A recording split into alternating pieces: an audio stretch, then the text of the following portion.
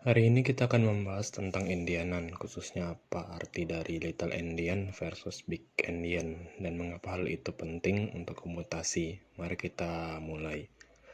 Kata Indian sebenarnya berasal dari kisah perjalanan Gulliver oleh Jonathan Swift.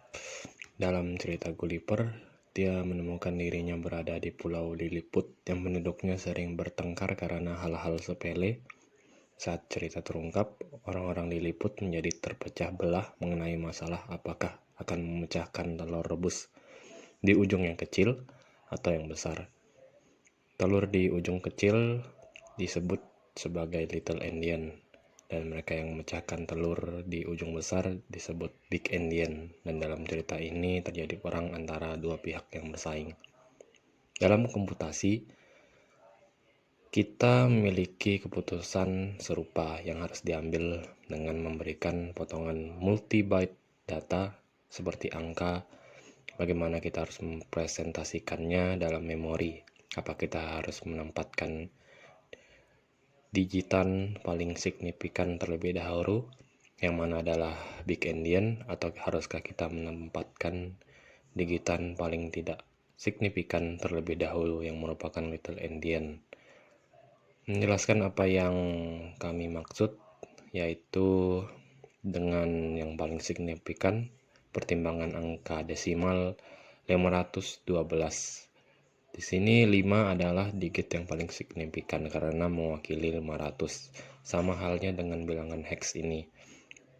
Byte pertama adalah yang paling signifikan karena mewakili angka ini, dan Anda dapat menganggap byte paling signifikan adalah byte yang memiliki bobot paling besar. Mari kita jelajahi Endian lebih lagi, dengan asumsi bahwa kita membaca dari kiri ke kanan seperti dalam bahasa Inggris. Manusia menulis angka dalam Big Endian. Kita sebenarnya mengetahui hal ini dari contoh sebelumnya, di mana kita menulis 512 dan angka hex ini dengan digit atau byte paling signifikan terlebih dahulu. Angka-angka ini keduanya dalam besar dan dalam dari kiri ke kanan juga berguna untuk memisahkan nilai suatu bilangan dari representasinya. Ini semua adalah representasi yang berbeda dari nilai yang sama, yaitu 16. Sama seperti kedua representasi memori ini adalah representasi yang valid dari angka ini, tetapi yang satu adalah Little Endian dan salah satunya adalah Big Endian. Dengan melihat hal-hal seperti ini, kita dapat melihat bagaimana penting untuk menyepakati keendianan. Jika kita tidak mengetahui endianness dari suatu representasi, kita tidak tahu nilai apa yang mewakili adalah angka ini, hex AABB, dan besar Big Endian atau hex BBAA dalam bahasa Little Endian. Tidak ada cara untuk mengetahuinya hanya dari angka-angka ini saja. Itu sebabnya ketika mesin berkomunikasi satu sama lain melalui internet, misalnya, mereka harus menyetujui endianan. Menurut standar internet di RFC 793, semua bidang di header jaringan harus berbahasa Big Endian. Jadi jika komputer berbicara sedikit Little Endian, komputer harus mengubah nilai dari kolom menjadi Little Endian sebelum menafsirkannya untuk menyelesaikannya. Mari kita bicara tentang beberapa tempat di mana orang sering tersandung dengan endianan. Yang pertama adalah ketika keendianan dengan mengurutkan dan bukan mengurutkan bit. Bit-bit tersebut tidak diurutkan ulang jika Anda mendapati diri Anda berbicara tentang bit dan endianness. Itu mungkin berarti Anda berada di jalur yang salah.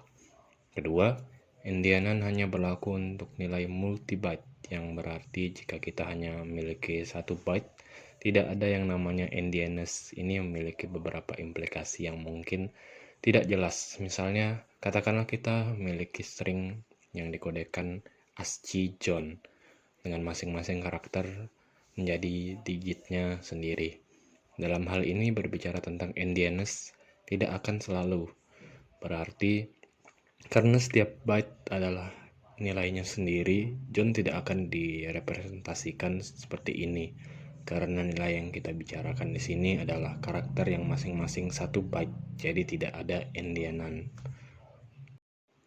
Terakhir saya ingin berbicara tentang debugger dan endianan karena perangkat keras menangani endianness kita di dalam banyak kasus. Anda tidak perlu terlalu khawatir tentang hal ini jika Anda seorang programmer yang dikatakan sangat membingungkan untuk meriksa memori menggunakan debugger karena Anda mungkin melihat beberapa nilai yang tidak terduga. Mari kita ambil nomor hex ini sebagai contoh dan asumsikan bahwa kita sedang menggunakan perangkat keras yang merupakan little endian, yang berarti ketika kita menyimpan nomor ini, prosesor akan menyimpan dengan byte paling tidak signifikan terlebih dahulu. Ketika kita sedang mendebug, nomor ini mungkin akan ada di memori suatu tempat, dan dengan debugger Anda biasanya dapat memeriksa memori secara manual. Jika kita meminta perangkat keras untuk membaca angka 4 byte yang dimulai dari alamat ini, kita mendapatkan kembali nilai yang diharapkan karena perangkat keras kita akan melakukan pertukaran endian secara transparan bagi kita. Kebingungan muncul jika kita meminta perangkat keras untuk membaca 1 byte dalam satu waktu yang akan memberikan kita ini, atau jika kita meminta perangkat keras untuk membaca sepasang nilai 2 byte yang akan memberi kita ini. Ingatlah bahwa perangkat keras akan melakukan pertukaran endianan untuk kita jika kita tidak membaca nilai dengan ukuran yang benar. Kita mungkin melihat byte dalam urutan yang tidak terduga karena perangkat keras mencoba melakukan pertukaran. Kesimpulan, big endian adalah byte yang paling signifikan ditempatkan di alamat memori yang lebih rendah. Little endian adalah byte yang paling tidak signifikan ditempatkan di alamat memori yang lebih rendah. Saat berkomunikasi antar sistem yang menggunakan urutan yang berbeda, perlu ada konvensi atau konversi agar data dapat diinterpretasikan dengan benar. Byte order menjadi penting ketika menyimpan atau membaca data multibyte seperti angka integer yang diwakili oleh beberapa byte. Jika tidak diperhatikan dengan benar, masalah endianness dapat menyebabkan kebingungan dan kesalahan interpretasi data.